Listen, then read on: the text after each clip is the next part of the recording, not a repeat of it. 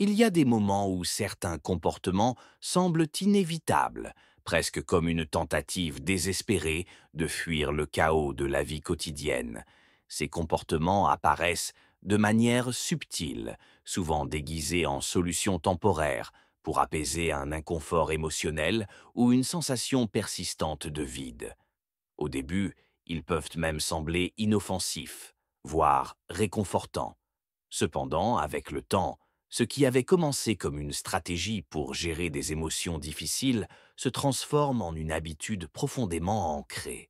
Cette pratique répétée évolue rapidement en un cercle vicieux où la quête d'un soulagement momentané devient une nécessité presque incontrôlable.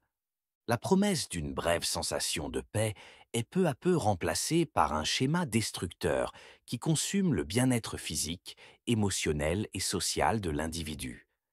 Mais qu'est-ce qui se cache réellement derrière ce cycle apparemment implacable?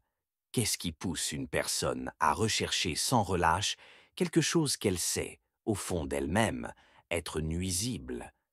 La vérité est que ces comportements addictifs sont souvent l'expression de blessures émotionnelles profondes. Ils ne sont pas simplement des actes impulsifs ou des recherches hédonistes de plaisir éphémère, mais des tentatives pour combler un vide intérieur qui semble insupportablement vaste. Ces choix autodestructeurs ne sont généralement pas motivés uniquement par le désir d'un plaisir passager. Ils révèlent un besoin sous-jacent de se reconnecter, de trouver quelque chose qui manque. Même lorsqu'ils semblent être des manifestations d'autodestruction, ils cachent souvent une quête secrète de sens. En essence, ces comportements reflètent des efforts pour guérir une douleur invisible, une blessure émotionnelle qui échappe souvent au contrôle conscient. C'est comme si l'individu cherchait désespérément à trouver un équilibre au milieu d'une tourmente intérieure, même si cela implique de se tourner vers quelque chose qui finit inévitablement par le détruire. Vous êtes-vous déjà demandé pourquoi certaines personnes semblent sombrer irrémédiablement dans les addictions, tandis que d'autres parviennent à s'en libérer presque miraculeusement? L'addiction, l'un des enjeux les plus complexes et difficiles de la psyché humaine, se manifeste sous diverses formes dans notre société. Elle dépasse largement l'abus de substances chimiques. Elle se manifeste également à travers des comportements compulsifs qui masquent souvent un vide existentiel profond. Qu'est-ce qui se cache derrière ce besoin apparemment incontrôlable d'échapper à la réalité?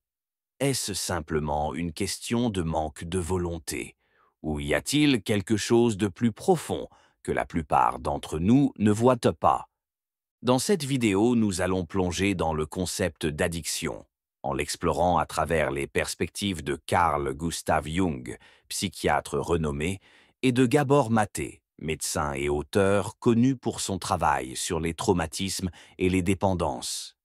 Nous examinerons comment les addictions se manifestent, pourquoi elles deviennent des cycles si difficiles à briser et comment elles reflètent des conflits internes non résolus.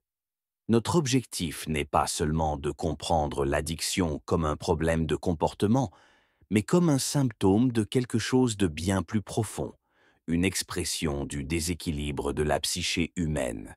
La compréhension de Carl Jung sur la dépendance dépasse de loin les explications simplistes de faiblesse morale ou de défaut de caractère.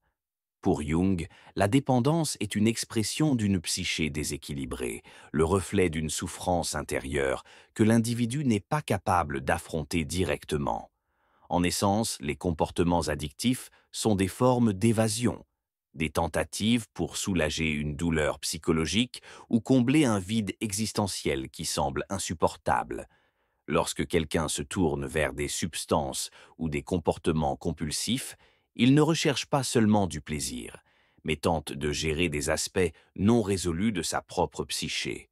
Jung considérait la psyché humaine comme un réseau complexe d'éléments conscients et inconscients.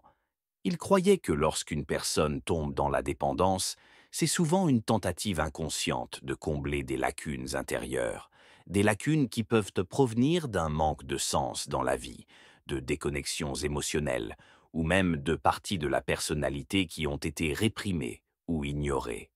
Dans ce contexte, la dépendance est un signe que quelque chose en la personne n'a pas été correctement intégré. C'est comme si l'âme criait à l'attention, mais que sa douleur se traduisait par des comportements destructeurs. Ces comportements d'évasion deviennent généralement plus évidents dans des moments de grand stress, d'angoisse ou de crise existentielle. Dans ces périodes, l'individu peut recourir à la dépendance comme un refuge temporaire pour échapper aux pressions de la vie quotidienne. Cependant, comme le souligne Jung, cette fuite n'est jamais définitive. Le retour à la réalité est inévitable et souvent encore plus douloureux qu'avant. Ainsi, un cercle vicieux se crée, où la dépendance non seulement échoue à résoudre les problèmes de l'individu, mais les aggrave fréquemment. Gabor Maté, auteur de Le royaume des fantômes affamés, approfondit cette perspective en discutant du rôle des faux besoins dans les dépendances. Il explique que, peu importe le nombre de fois où ces besoins semblent satisfaits, ils ne procurent jamais un véritable sentiment de plénitude. Selon Maté, le cerveau d'une personne dépendante est incapable de se détendre ou de ressentir qu'il a atteint un état de satiété émotionnelle. C'est comme si, même après un repas complet, le corps restait affamé, piégé dans un cycle sans fin de recherche et d'insatisfaction. Maté définit la dépendance comme tout comportement répétitif, lié ou non à des substances, dans lequel la personne se sent obligée de persister, malgré des conséquences négatives évidentes pour elle-même et pour les autres. Cette définition nous pousse à réfléchir. La dépendance ne se limite pas à la consommation de drogue ou d'alcool. Elle peut se manifester sous une large gamme de comportements, allant de l'utilisation compulsive des réseaux sociaux, de la pornographie, des jeux vidéo, des jeux d'argent et des achats, à des activités apparemment saines comme le sport ou le travail. Qu'est-ce qui distingue une passion saine d'une dépendance destructrice? Pour Maté, la réponse réside dans le contrôle. Qui est vraiment aux commandes? La personne ou le comportement? Une question centrale qu'il propose de poser est: compte tenu des dommages que ce comportement cause à moi-même et aux autres, serais-je prêt à arrêter? Si la réponse est négative, il est probable que le comportement soit devenu une dépendance. Et si la personne n'est pas capable de renoncer à cette habitude, même si elle le souhaite, alors elle est déjà profondément prise dans les griffes de l'addiction. La science révèle également que les dépendances ne découlent pas uniquement de facteurs individuels. Elles résultent d'une interaction complexe entre la personne et l'objet de sa dépendance. Comme l'explique Gabor Maté, la dépendance apparaît lorsqu'une personne cherche à modifier son état intérieur et devient dépendante d'un objet ou d'une activité pour provoquer cette transformation émotionnelle. En d'autres termes, la dépendance ne concerne pas uniquement la substance ou le comportement en soi, mais ce qu'il représente pour l'individu, une solution temporaire pour affronter des douleurs plus profondes. De même, Natasha Dow Schüll, auteure de Addiction by Design, décrit comment certains objets et activités possèdent des caractéristiques intrinsèques qui augmentent leur potentiel addictif. Par exemple, les machines à sous sont conçues pour créer une expérience hautement stimulante et immersive, pouvant conduire à une dépendance. Ainsi, tandis que certaines personnes ont une vulnérabilité émotionnelle accrue qui les prédispose à développer des dépendances, certains objets ou activités présentent des caractéristiques qui renforcent cette dépendance. Il s'agit d'une relation bidirectionnelle. À la fois, l'individu et l'objet jouent des rôles cruciaux dans le développement de la dépendance. Dans cette vidéo, nous approfondirons cette relation, en examinant comment les expériences de vie, les traumatismes passés et les circonstances actuelles influencent la vulnérabilité d'une personne à la dépendance. Comme le soutient Gabor Maté, toutes les formes de dépendance, qu'elles soient légères ou sévères, partagent une origine commune. la tentative d'apaiser une souffrance émotionnelle sous-jacente. Les dépendances ne sont pas simplement des recherches de plaisir, mais des tentatives désespérées d'échapper à la douleur. Pour beaucoup, elles sont un cri silencieux à l'aide, une manière de gérer des traumatismes non résolus. En comprenant la dépendance sous cet angle, il devient évident qu'elle n'est pas un simple problème comportemental, mais le reflet d'une souffrance profonde qui, bien souvent, trouve ses racines dans l'enfance. Des études montrent que la majorité des individus dépendants de drogue ou d'autres comportements compulsifs ont grandi dans des foyers dysfonctionnels, marqués par des abus émotionnels, physiques ou par la négligence. Comme l'a écrit Carl Jung, toutes les difficultés parentales laissent inévitablement leur empreinte sur la psyché de l'enfant, parfois avec des résultats pathologiques. Durant les premières années de la vie, lorsque le cerveau est extrêmement malléable, les expériences d'un environnement abusif ou négligent peuvent profondément façonner la manière dont l'enfant perçoit et répond au monde. Dans de telles circonstances, le développement du système limbique, responsable des émotions, peut être altéré, tout comme les systèmes de dopamine et d'opioïdes naturels, qui régulent le plaisir et la récompense. De plus, les zones du cerveau liées au contrôle des impulsions, comme le cortex préfrontal, peuvent également être affectées. Ces altérations augmentent la vulnérabilité à la dépendance à l'âge adulte, car l'individu cherche à l'extérieur des moyens de compenser les lacunes de ses systèmes émotionnels et de récompense. Gabor Maté explique que de nombreuses personnes dépendantes décrivent leurs expériences avec des substances ou des comportements compulsifs comme une forme d'automédication. Elles cherchent à soulager des douleurs émotionnelles, la dépression, l'anxiété, ou même à faire face à l'ennui et au manque de but. Lors d'une conversation avec un homme âgé de 47 ans, consommant des drogues depuis l'adolescence, celui-ci a confié: Je ne sais pas pourquoi je continue à consommer des drogues, mais j'ai l'impression d'essayer de combler un vide. C'est comme s'il manquait quelque chose dans ma vie. » Cette réponse résume l'essence même de la dépendance, une quête de ce qui manque, même si cet élément demeure indéfini. Ce vide émotionnel est souvent lié à des expériences traumatiques ou à une déconnexion émotionnelle dans les premières années de la vie. Les enfants ayant grandi avec des parents froids ou émotionnellement absents, même si leurs besoins physiques ont été satisfaits, peuvent développer un sentiment d'abandon émotionnel.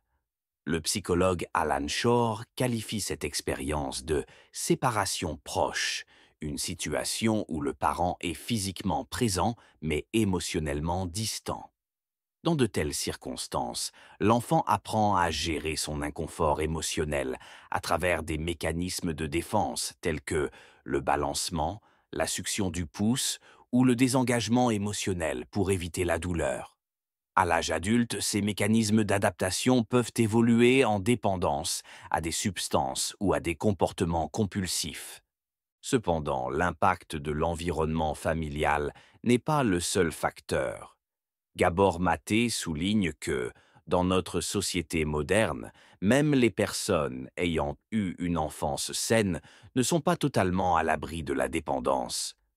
De la même manière qu'à la fin de l'Empire romain, lorsque la quête de plaisirs éphémères était une réponse à la décadence culturelle, aujourd'hui, de nombreuses personnes se tournent vers le consumérisme, la technologie et les réseaux sociaux pour échapper à l'angoisse et au désespoir. Nous vivons une époque où le vide existentiel est amplifié par une culture valorisant davantage le avoir que l'être, et où la recherche incessante de distraction nous éloigne encore plus de nous-mêmes.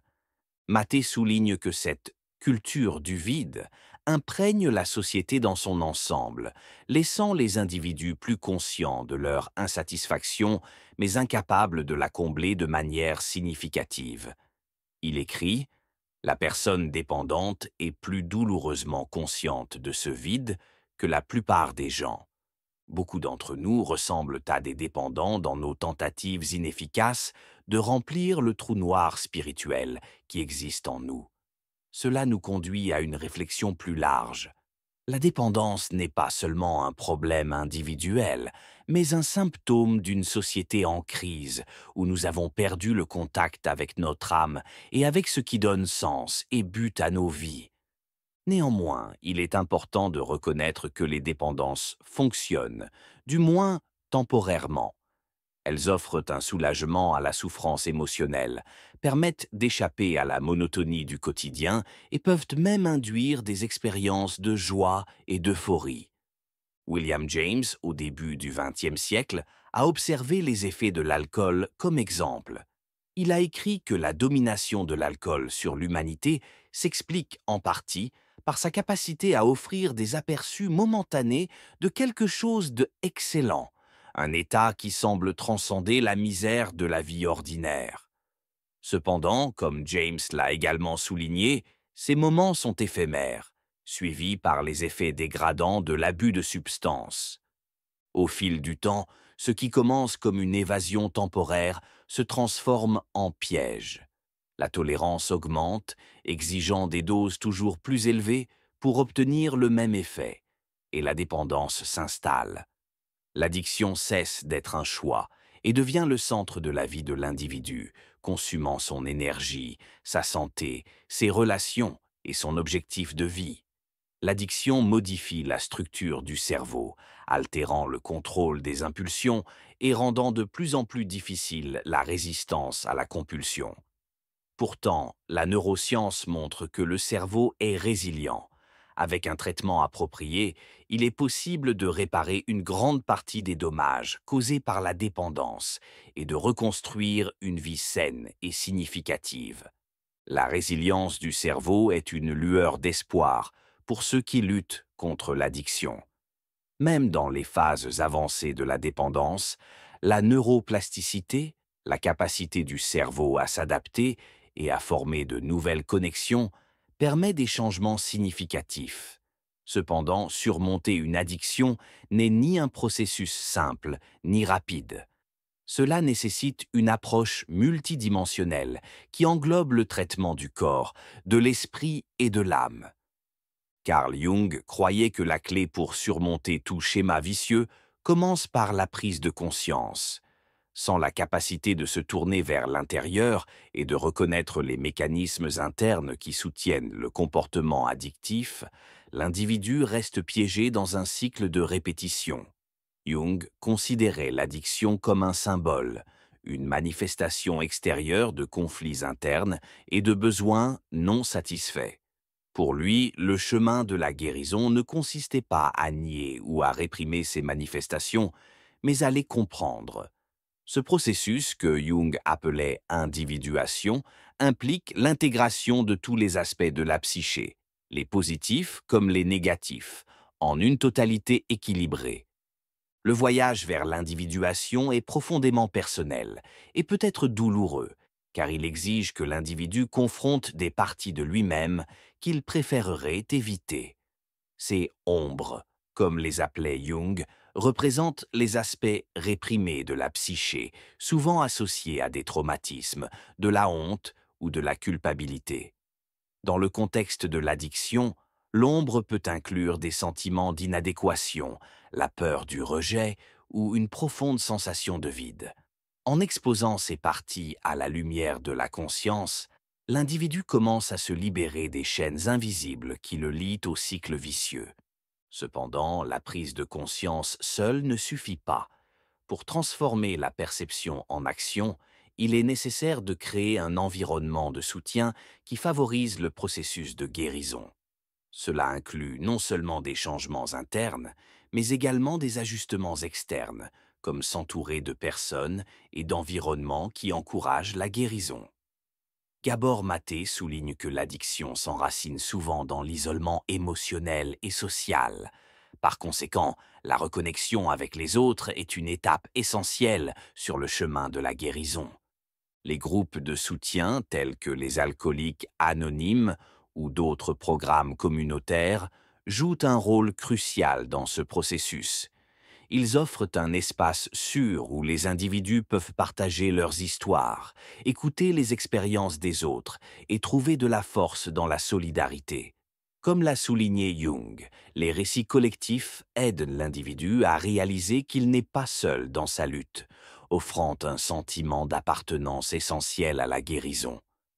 De plus, ces groupes fournissent un modèle de responsabilité mutuelle, où chaque personne est encouragée à prendre le contrôle de son parcours tout en recevant un soutien continu. Mais la guérison va au-delà des interactions sociales. Elle exige également un changement dans la relation de l'individu avec lui-même.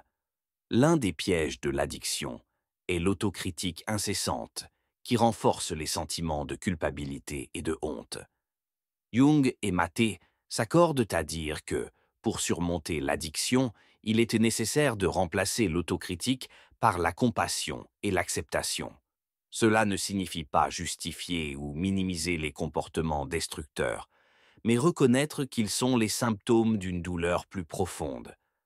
Avec cette perspective, l'individu peut commencer à se traiter avec la même empathie qu'il offrirait à un ami en difficulté. Un autre élément essentiel dans la surmontée de l'addiction est la spiritualité. Carl Jung croyait que l'addiction était, dans son essence, une quête spirituelle déformée, une tentative de trouver un sens et une connexion dans un monde qui semble souvent vide et indifférent. Il voyait l'éveil spirituel comme une étape cruciale dans le cheminement de guérison, permettant à l'individu de transcender les limites de l'ego et de découvrir un but supérieur. Cette perspective est partagée par de nombreux programmes de rétablissement, qui encouragent que les participants à rechercher une force supérieure, qu'elle soit comprise de manière religieuse, philosophique ou personnelle. De plus, des pratiques telles que la méditation, la pleine conscience, mindfulness, et le yoga se sont révélées efficaces dans le traitement des addictions. Ces pratiques aident l'individu à cultiver la conscience du moment présent, à réduire le stress et à développer un sentiment de contrôle sur ses pensées et ses émotions. Elles offrent également une alternative saine pour gérer les déclencheurs de l'addiction, permettant ainsi à l'individu de réagir de manière plus consciente et moins réactive. Cependant, il est important de se rappeler que le processus de rétablissement est unique à chaque personne. Il n'existe pas de solution universelle qui fonctionne pour tous. Certaines personnes peuvent bénéficier d'une thérapie individuelle, tandis que d'autres trouveront de la force dans des groupes de soutien. Certaines chercheront des réponses dans la spiritualité, tandis que d'autres préféreront une approche plus scientifique et fondée sur des preuves. Ce qui compte, c'est que chaque individu trouve un chemin qui résonne avec ses besoins et ses valeurs personnelles. Enfin, il est essentiel de comprendre que le rétablissement est un voyage et non une destination. Les progrès peuvent être lents et des rechutes peuvent survenir, mais chaque pas vers la guérison est une avancée significative. Comme l'écrit Gabor Maté, toutes les histoires n'ont pas une fin heureuse, mais le potentiel de rédemption est toujours présent. En reconnaissant la profondeur de l'addiction et en abordant ses racines émotionnelles, sociales et spirituelles, il est possible de transformer la douleur en croissance, l'isolement en connexion et le désespoir en renouveau. En abordant la récupération de l'addiction comme un voyage continu, il est crucial de reconnaître le rôle de la résilience émotionnelle et de la volonté dans le processus. Bien que les rechutes puissent être perçues comme des reculs, elles offrent également des opportunités d'apprentissage et de compréhension de soi. Chaque rechute révèle des schémas sous-jacents, des déclencheurs et des vulnérabilités qui peuvent être travaillées pour renforcer la résistance à l'avenir. Plutôt que de se condamner, l'individu est encouragé à adopter une approche compatissante et constructive, transformant ces moments en étapes pour une croissance personnelle. Gabor Maté souligne que la véritable guérison commence par la volonté d'affronter la douleur sous-jacente qui alimente l'addiction. Cette douleur peut être enracinée dans des traumatismes passés, une négligence émotionnelle ou un sentiment persistant de vide existentiel. Aussi difficile que cela puisse être de confronter ces blessures, elles représentent le cœur du problème. Les reconnaître et les traiter avec le soutien approprié, qu'il s'agisse de thérapie, de groupes de soutien ou de pratiques d'introspection, est une étape essentielle pour se libérer des chaînes de l'addiction. Dans le contexte de la récupération, il est utile de comprendre l'addiction non comme un échec personnel, mais comme une tentative inadéquate de répondre à des besoins émotionnels légitimes. Cela change la narration du jugement à la compassion. Par exemple, une personne qui se tourne vers l'alcool ou des comportements compulsifs pour faire face à la solitude ne cherche pas une destruction intentionnelle, mais un soulagement temporaire à une souffrance intense. En reconnaissant cette vérité, il devient possible de rediriger l'énergie pour trouver des moyens plus sains de répondre à ses besoins. La reconnexion avec les émotions est un autre élément fondamental du processus de guérison.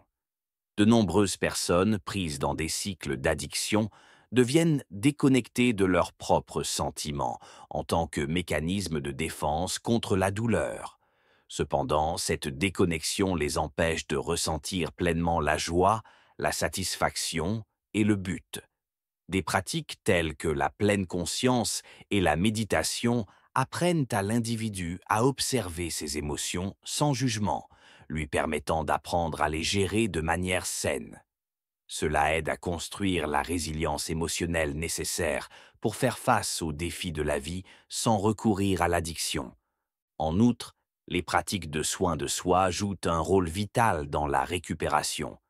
Une alimentation équilibrée, des exercices réguliers, un sommeil adéquat et l'établissement d'une routine structurée contribuent à la santé physique et mentale, renforçant la capacité de l'individu à résister aux impulsions addictives. Ces pratiques ne favorisent pas seulement le bien-être général, mais créent également une base solide pour construire une vie significative et satisfaisante. Un autre aspect important est le rôle de la créativité dans la récupération. S'exprimer à travers l'art, la musique, l'écriture ou toute autre forme créative offre une puissante échappatoire pour traiter les émotions et explorer des aspects de la psyché qui peuvent être difficiles d'accès autrement. La créativité peut également aider à combler le vide laissé par l'addiction, offrant un nouveau sens du but et de l'accomplissement. Comme l'a affirmé Jung, la créativité est une expression du soi supérieur et une manière de se connecter aux aspects les plus profonds de l'âme. Un autre défi peut être encore plus grand pour beaucoup de personnes en rétablissement est de réapprendre à vivre dans le moment présent. L'addiction, par sa nature, détourne l'attention de l'ici et maintenant, focalisant plutôt sur des désirs futurs ou des regrets passés. La pratique de la pleine conscience, que ce soit à travers la méditation ou simplement en appréciant les petits moments du quotidien, permet à l'individu de retrouver sa capacité à vivre pleinement et authentiquement. Cet état de présence peut être profondément transformateur, aidant à reconstruire des relations, à trouver de la joie dans les choses simples et à cultiver une gratitude sincère pour la vie. Un autre élément essentiel du cheminement vers la guérison est la redécouverte d'un objectif plus grand. L'addiction vole souvent à l'individu son sentiment de sens, le remplaçant par une quête incessante de gratification éphémère.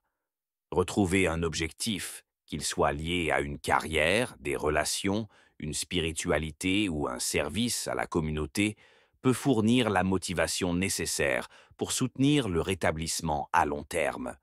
Lorsqu'une personne trouve une raison de vivre qui en vaut la peine, elle peut rediriger son énergie et son attention pour construire une vie qui reflète ses valeurs et ses aspirations les plus profondes. Tout au long de ce parcours, il est important de se rappeler que la guérison est une expérience unique à chaque personne. Il n'existe pas de solution universelle ou de calendrier rigide pour la récupération. Ce qui fonctionne pour une personne peut ne pas convenir à une autre, et cela est parfaitement acceptable. L'essentiel est de rester engagé dans le processus, de demander de l'aide lorsque c'est nécessaire et de continuer à explorer des chemins qui favorisent la croissance et le bien-être. En fin de compte, surmonter une addiction ne consiste pas seulement à éliminer un comportement nocif, mais à transformer la relation que l'on entretient avec soi-même et avec le monde qui nous entoure. C'est une opportunité de croissance personnelle, de reconnexion avec son essence intérieure et de vivre une vie avec plus de sens et d'authenticité. Comme Gabor Maté l'exprime avec éloquence, le potentiel de rédemption est toujours présent. Aussi sombre que le chemin puisse paraître, la lumière de la guérison est toujours à portée de main pour ceux qui sont prêts à l'affronter avec courage et détermination.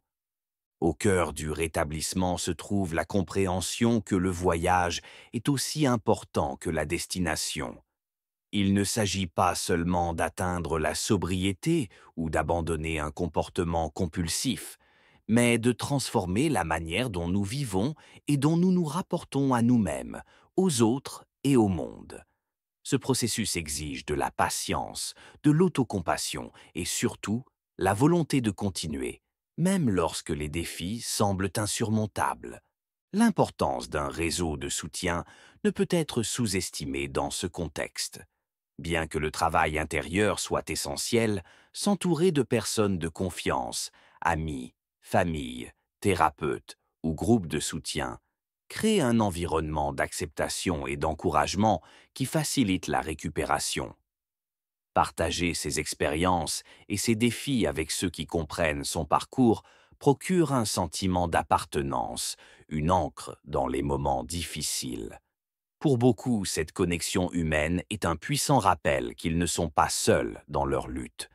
En outre, la spiritualité, quelle que soit la manière dont elle est définie, joue un rôle significatif pour de nombreuses personnes en rétablissement. Il ne s'agit pas nécessairement de religion, mais de trouver quelque chose de plus grand que ce soit un sens du but, une connexion avec la nature ou un alignement avec des valeurs profondes. Cette dimension spirituelle aide à combler le vide existentiel qui accompagne souvent l'addiction, offrant une base solide pour reconstruire sa vie. Comme l'a souligné Jung, la quête de totalité et d'intégration est, en fin de compte, un processus spirituel, un voyage pour découvrir qui nous sommes vraiment à un niveau plus profond. Un autre aspect crucial dans le processus de guérison est la réconciliation avec le passé. Souvent, l'addiction trouve ses racines dans des traumatismes ou des expériences douloureuses qui ont été négligées ou réprimées. Faire face à ces souvenirs peut être extrêmement difficile, mais c'est une étape essentielle vers la liberté émotionnelle.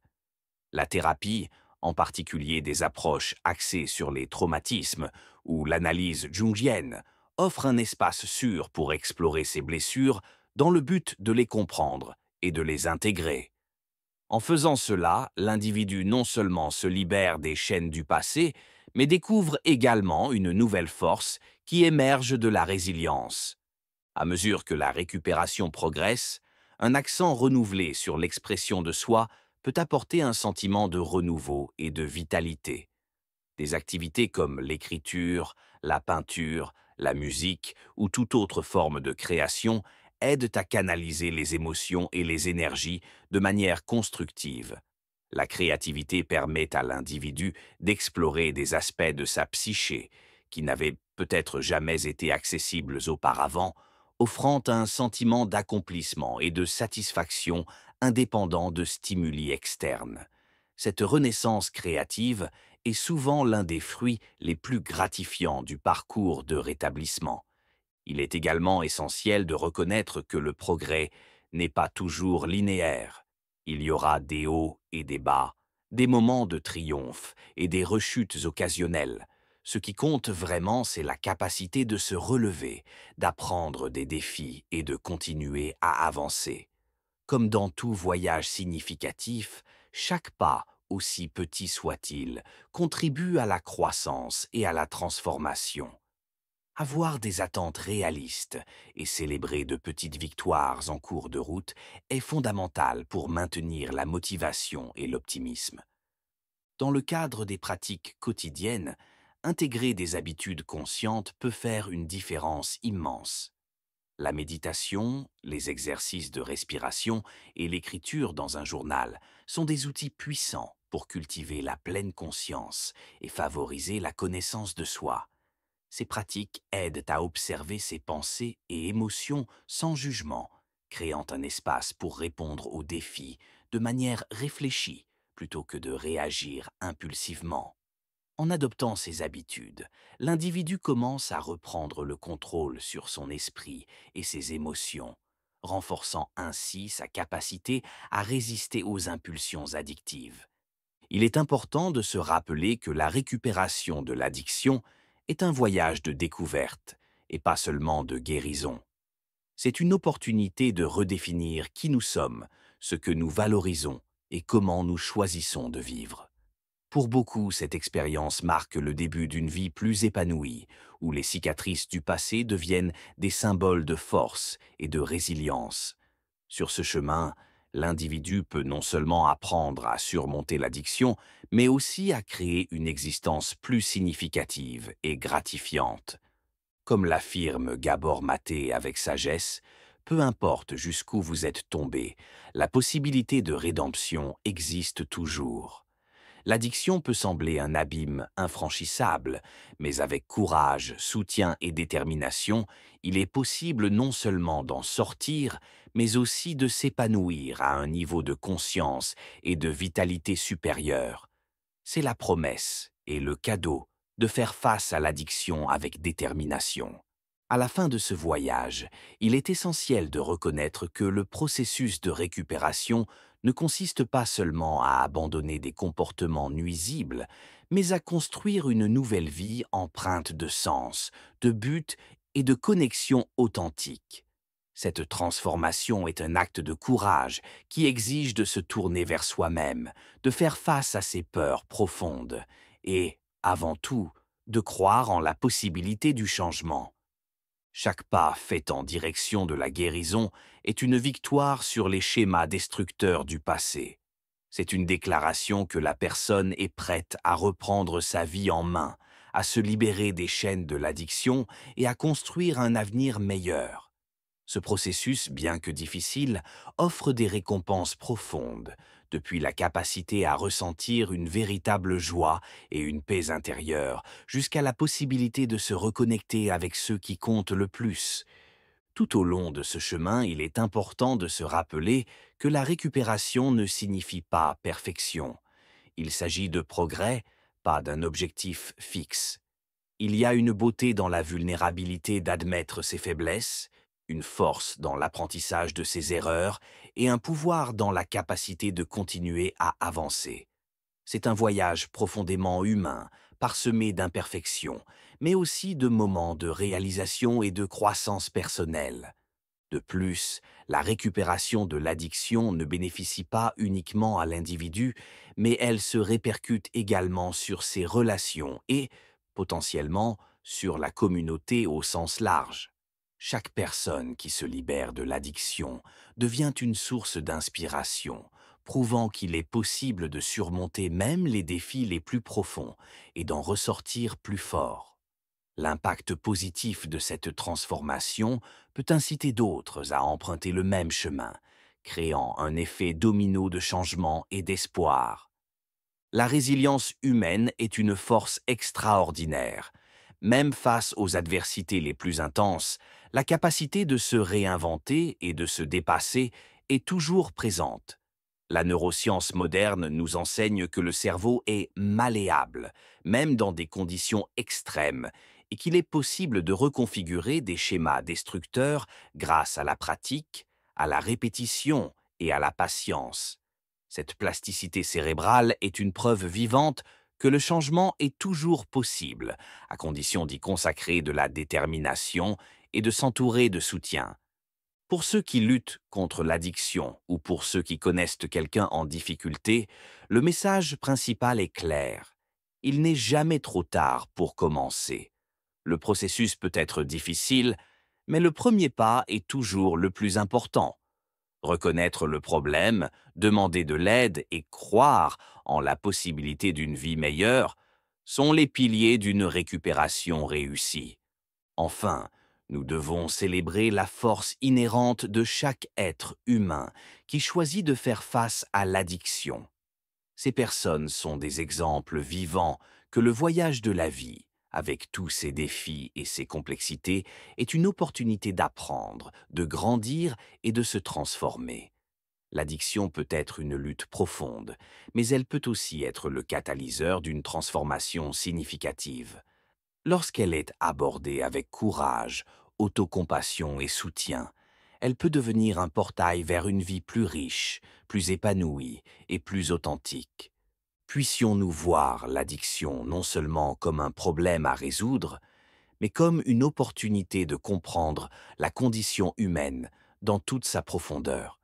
Que chaque bataille remportée contre l'addiction soit un puissant rappel du potentiel illimité de croissance et de guérison en chacun de nous.